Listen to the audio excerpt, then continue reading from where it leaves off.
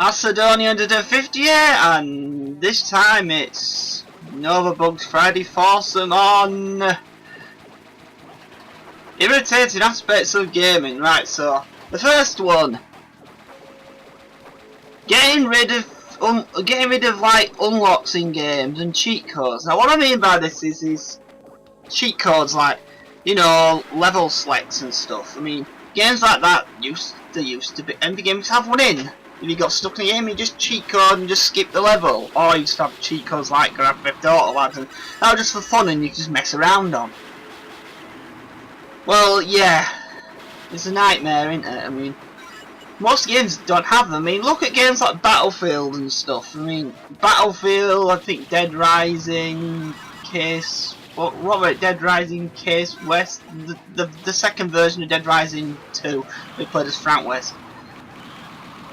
And Saints Row 3, all those had like a levels cheat code in them, or an unlock code, that was DLC and cost actual money to use.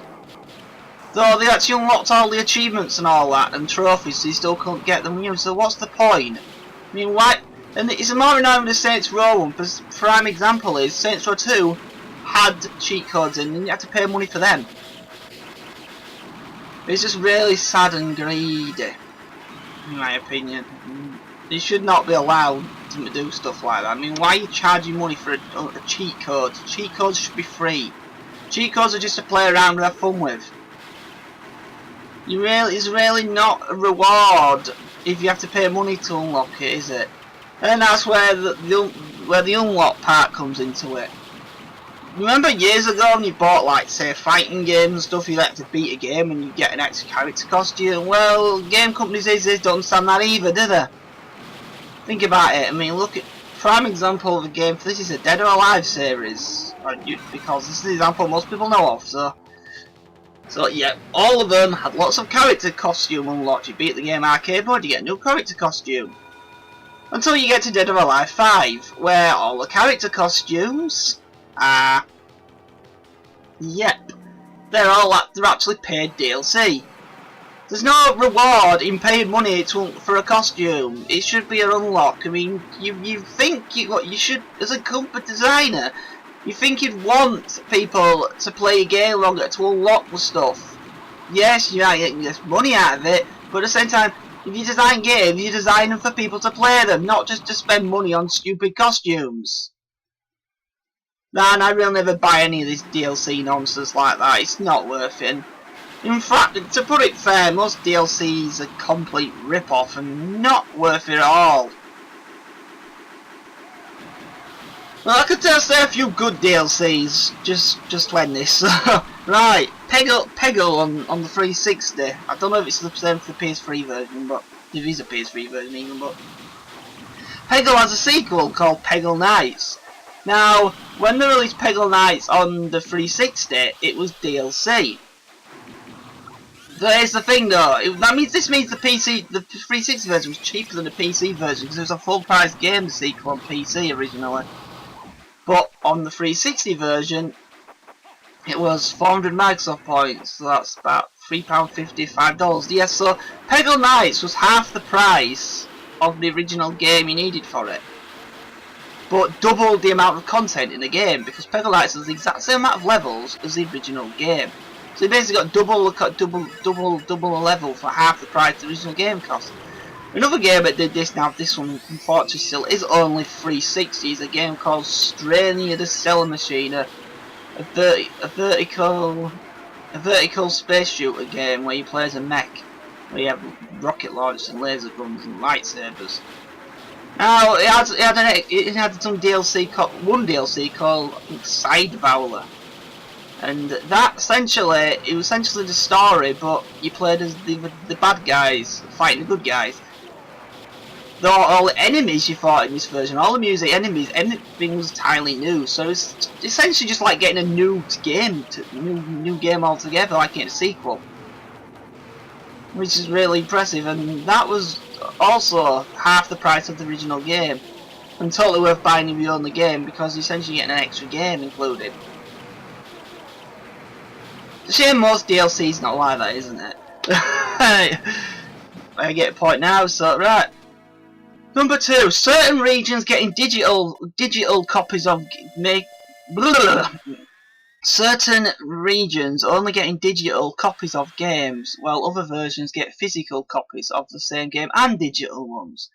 This is a really stupid thing, and this seems to be mostly a trend with Japanese developers. I mean, for some reason I don't think anyone in Europe, or sometimes America, want to buy their games actually in a store. So they're just throwing them as digital only. And to me, digital only is not good enough. Not with some dodgy companies like Nintendo, where all your digital stuff's literally tied to the system and not the account. So that's why I never spend any money on anything digital on Nintendo systems. It's a big problem because, well, really, you should have an account system. They've existed for years, Nintendo. Well, anyway, War Games did this, so yeah. There's a game on this happens quite a lot with Vita games, I've noticed. I mean, there's a game called Deception 4, and there was like an updated version of the game that was then, which was on the Vita and the PS4. Now, only the PS4 version was physical in the West, all over. So, if you wanted the upgraded version of the game, new features, you had to buy a digital version of the game. Though the original version was physical on Vita and digital everywhere. Yeah, it's pretty annoying. There's other ones, example, I mean, Namco Bandai are another company infamous for this nonsense because they've got games like J-Stars vs. Plus, One Piece Pirate Warriors 3, and the PS3 version of Godzilla. All these games have physical. Don't buy the PS3 version of Godzilla. I mean, they should be ashamed for buying that game. But anyway, even releasing now they did. But whatever. I'm not doing a review of Godzilla. I've watched Angry Joe's view of it. Yeah, the PS4 version looked pretty bad, but the PS3 version's even worse. Well, anyway, let's not talking about Godzilla. Right? So all those 3 games I mentioned have physical versions in Europe. Though, if you live in America, they're digital only. Well, the digital only on the Vita and the PS3. The PS4 versions still exist. This is really annoying because why do Vita owners get screwed out of a proper version? Even if you print less copies of it, you should still make a physical version of it. People still want them. I mean, especially because the games I mentioned was originally designed for those systems. They wasn't actually made for the PS4 in mind. So, yeah. And then there's one of the big Nintendo are pretty bad for this stuff. I mean, delaying stuff and all that nonsense all the time. And two companies which are pretty much infamous for this is Atlas, who technically are owned by Sega now, but honestly, Atlas make a lot of RPG games, publish a lot of them. Unfortunately, Atlas, for some bizarre reason, refused to ever make a European publishing branch. This essentially means most of their games in Europe are digital only. On consoles and handhelds, that is. I say that because the games are released on Steam, get released in Europe and America around the same time. Though, if it's a console game by them, published by them, you sometimes have to wait about 6 or 7 extra months after America got it. It's ridiculous. I mean, prime example, one of the worst ones, Shin Megami Tensei 4. This was an RPG on the 3DS. The delay for that game in Europe was over a year and a half after America got it. And in that year and a half, Atlas did absolutely nothing with the game. The European version is 100% identical to the American version. And even worse, it's digital only in Europe, so you can't even go to a shop and buy it. I mean, what was the... Yeah, and the thing is though, this is one of their biggest, biggest well-known series. Yeah, lots of their other games, they get other publishers to publish. in Europe, so they have physical copies. But not this one, which was like their main game of this series, like in the past like 8 or 9 years. The strangest thing was like that series has a spin-off series called Persona. Now all those get released in Europe on physical, so yeah, but the series is based off doesn't. It doesn't make much sense, does it? But yeah, when it comes to their Steam releases, there's no such delay.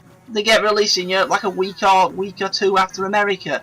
So why, when it comes to their console games, is there such a massive delay? It's just annoying. Yeah. Right, number 3. Number 3 actually ties into Atlas again. Yeah. Region locking. In my opinion, region locking should not exist anymore. It's a stupid, dated idea, and it really has no purpose to exist anymore in any form. I mean, think about it. It's not just video games the problem with it. It's a problem with places like YouTube and now. Well, I mean, I want to watch a music video and I'll get blocked from watching it just because I don't live in America. Though right next to it, someone else had uploaded a YouTube video and not making it an unofficial version of it being uploaded next to it, and I can go watch that. So, what are the point in blocking the video to begin with? You could essentially got a couple of thousands of more people watching it by letting anyone in the world watch it. But no, you'd rather let some random person's account get page views over it instead of without making any money off it anyway. It just doesn't make sense, does it? But yeah, I put Atlas in there because the Shin Megami Tensei thing was very annoying, because it was one of the games I really wanted. And yes, I do have the game. Though I only finally could get the game about 2 or 3 months ago, until finally somebody hacked the 3DS using YouTube of all things to be region free. Only with actual real cartridges, so you can't like get free games or anything. So yeah, so I finally got to play Shin Megami Tensei 4 on an actual cartridge. It's a shame I had to hack my system just to play a game that I actually legally bought. And that's something I don't understand about the whole region locking in general. It's very annoying, isn't it? If it's that important to sales, only Nintendo use it anymore. Sony got rid of it. Microsoft got rid of it.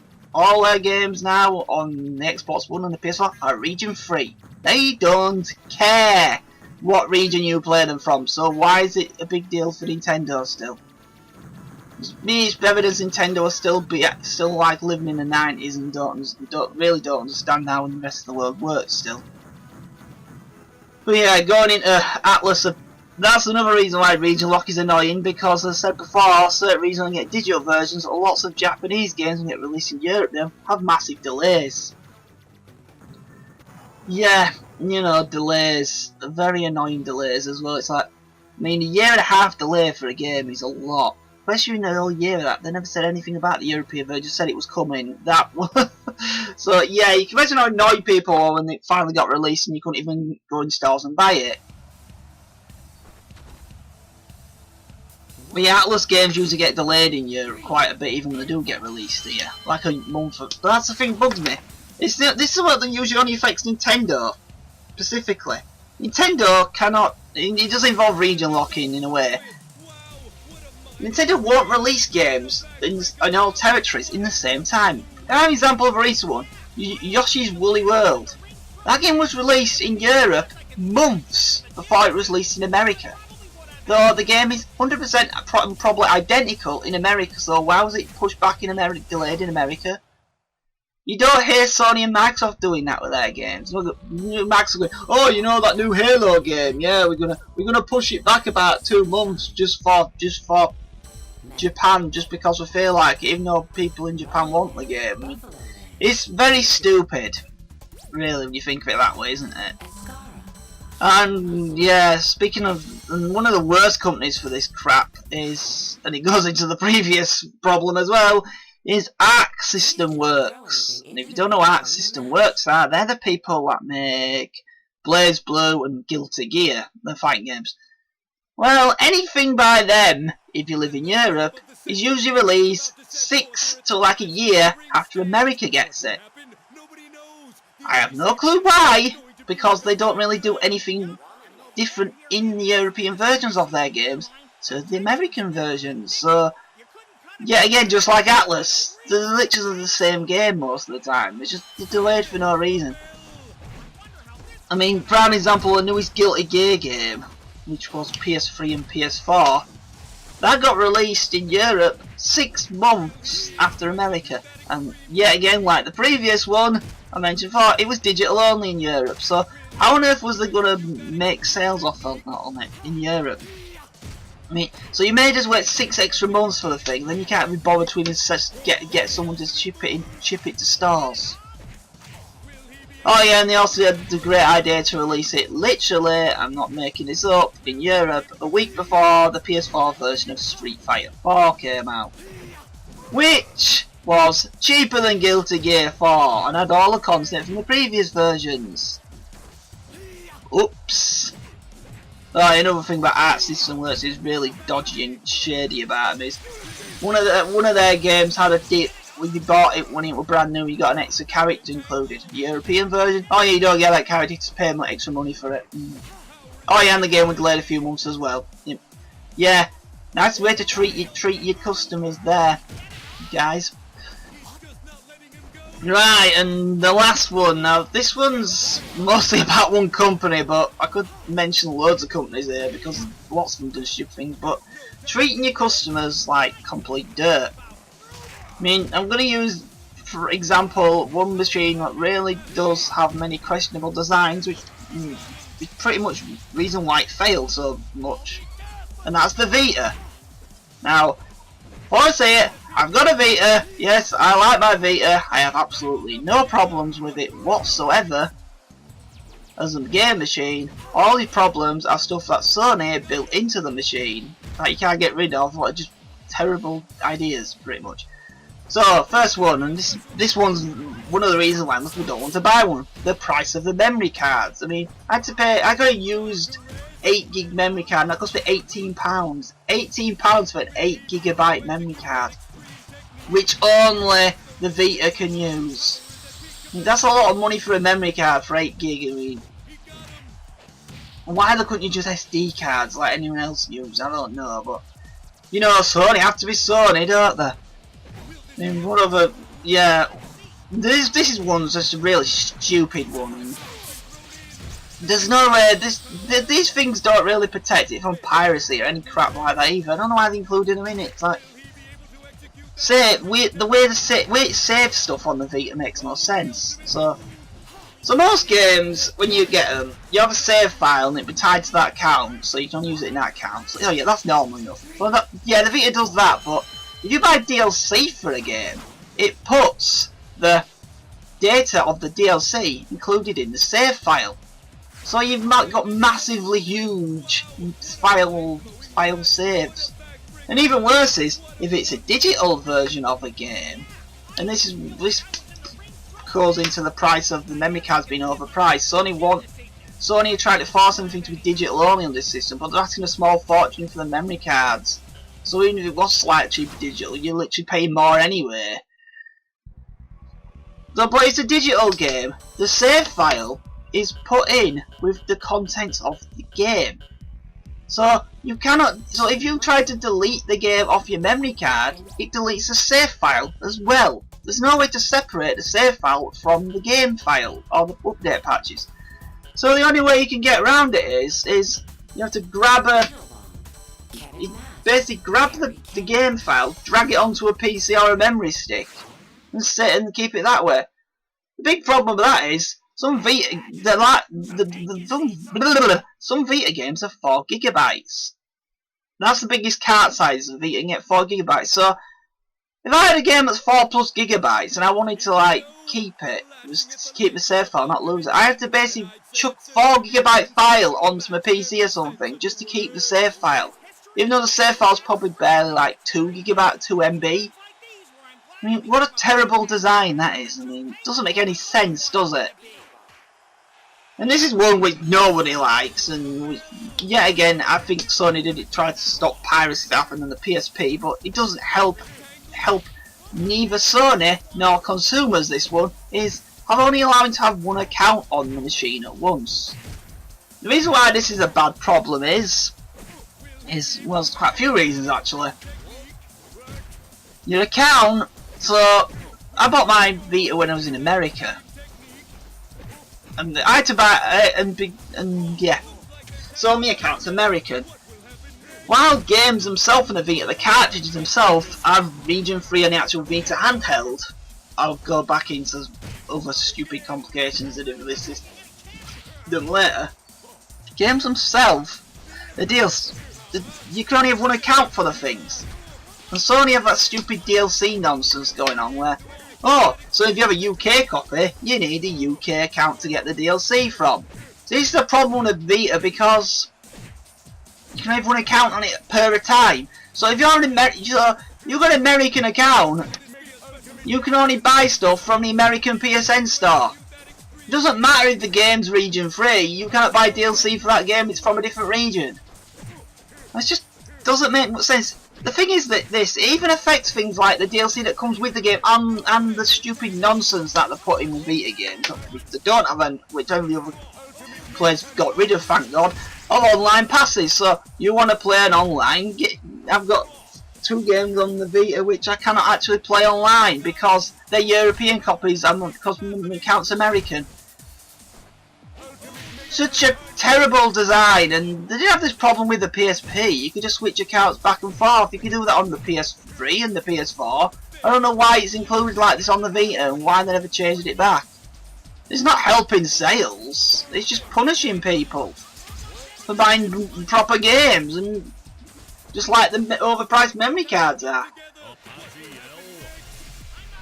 And the reason, another reason why it gets incredibly annoying is not every game available on the PSN store is available in all regions. So, for example, in Europe there's quite a few like PS1 Disney games on the PSN store. They're not available in anywhere else in the world. So if you wanted to play them on a Vita, you'd have to have a UK account just to play them. If you're American, yeah, you're screwed. And then there's a few games on the Vita which just, for some nonsensical reason, you have to transfer you have to have the file of the game for PS1 and PSP game. You have to trade the PS1 and PS3 file from a PS3 account onto the Vita. That's the only way you can get them on. You can't just download them from the download history even though they work fine. I mean, that's a lot of work for just to get a game working. I mean, why would you program something like that? Yeah, stupid. And then we get to the last version of, it's still a Vita, but basically the console version of Vita, because we don't know there's a console version of Vita. They barely advertise it as a PlayStation 4 accessory, where you can just like view your PS4 games in a different room, called the Vita TV in Japan, or the PlayStation TV. So this basically has the guts of a Vita in, but it's just a tiny little cube. Well, it's not a cube, it's just like a flat square with the 2 USB cables into it. It's the smallest console I've ever seen in my life. It's a tiny thing. It weighs nothing as well. I mean, you can easily take this in your pocket. Someone's asked. This is probably the most portable, actual, legit console you can get. But the design-wise, I've nothing against it. Obviously, for a controller, you need to have a PS3 or PS4 wireless one, and you just play it using them. So yeah, that's fine and all. But when Sony released it, they decided to make a whitelist on the machine. So there's certain games that do not work, that work 100% fine if it's a download or a physical copy on the actual Vita, that do not work on the TV version. Prime example, Mortal Kombat. Well, it's technically Mortal Kombat 9. You cannot play that normally on an actual Vita TV. Now, some of these restrictions had a sort of a reason for them, though, because obviously they can't emulate the camera control. The Vita has a camera in it. Obviously, the control, the PS3 controller or PS4 one does not have a camera in it. So them ones not working makes sense. But the thing is, though, there's lots of games that don't need touch controls whatsoever that do not work normally on the Vita TV at all. Well, that's until recently anyway, where this is the reason why I got one. because someone found out you could do some really bizarre thing where you sent an emails to your machine. It gets rid of the whitelist, so anything's playable. Even though some games technically would 100% be completable on it. Yep, so I can play Mortal Kombat and a few of the other games that don't work on the my Vita PlayStation TV now. The thing is though, Sony put this block in on purpose. This is not an accidental thing. Sony did this on purpose. Now, if Sony really trusts the customers, why did they do this? It's not. And a lot of it's first party stuff by Sony. I think there's a game called Soul Sacrifice on it, and basically it was an extended version of it called Soul Sacrifice Delta. Unfortunately, that was PSN only. Only the PSN version, sequel version, works on the Vita TV, PlayStation TV. It's because they don't want people buying the original. They want people buying a better version, even though you can't go into a shop and buy the actual second version because it's digital only. Yeah, such a farce. But yeah, again, Sony don't seem to really. I don't think Sony really understands in general what people want from a game system. I mean, the PS4 as well has a lot of features removed that the ones previously. The PS4 is the only Sony system that cannot play PS1 games at all. Now, that's not like this be difficult to program in either, because if a cheap phone can play PS1 games, I don't think I'm pretty sure a PS4 can. But then there's other shady things, like Sony don't want backwards compatibility, do they? Like, which Microsoft just conveniently just threw in there because they realise even if it's not all games, it's a selling point for people and it gets people buying their system. But Sony just like, we just want this stupid thing called PlayStation Now where you just rent a game for a limited time. I mean, that's not a solution. I don't want to rent a game for a limited time and then pay money for it to play it again. Give me a proper copy of the game. Let me use my real copy. I mean, if this service works like that, I can't see why it can't just you shove the disc in and it just downloads a copy of it. And that is just really certainly treating companies like dirt. Now, nothing against lots of games Sony make, by the way, or Nintendo, or most of these companies. They make great games, but some of these companies do such horrendous things to the customers that no other entertainment division would get away with. You'd never see a TV or car company just literally refuse to make a car like work certain parts even though they work perfectly fine or 100% safe, would you? Well, yeah, that's my rant, and basically a big rant on mostly rant on just stuff that probably won't bug most people, but well, anyway, thank you for watching and listening.